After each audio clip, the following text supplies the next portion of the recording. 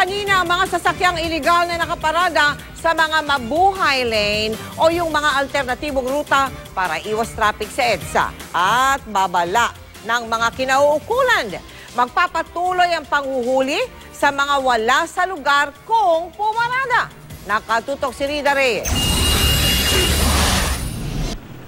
Pagod na raw sa pagpapaalala ang MMDA na bawal iparada ang sasakyan sa mga kalsada, lalo pat kung ito'y main road. Kaya kanina, hindi lang tinikitan. Tinupa nila ang ilang sasakyang iligal na nakaparada sa mga kalsada. Partikular sa routes 1 at 2 ng Christmas Lane, alternatibong daan sana para makaiwas sa traffic sa EDSA. Bawal pumarada sa mga kalsadang ito mula 6 a.m. hanggang 9 p.m.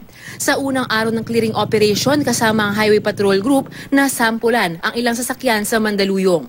One side lang naman po kami eh. Hindi po kami ang pagbigyan nyo naman na sumunod tayo sa batas trapiko? Ginawa naman po namin, nilipat naman po namin. Hindi ko lang po maintindihan ba't kailangan pa po magbigay na ticket. Nilipat naman po namin. Ay, kailangan po yun.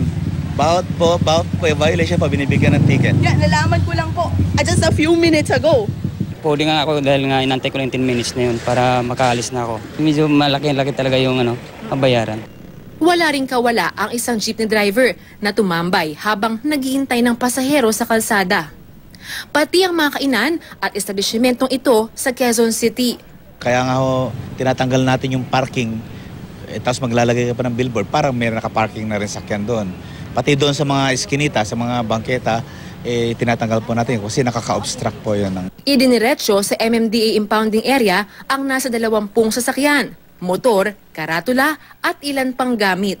Lagi nating tinitignan para sa kanino, sinong mas maraming mag-benefit. Ito yung mas comfortable ride siguro. Ito yung hindi masyadong stressful ride. But it will really contribute sa effectiveness ng traffic.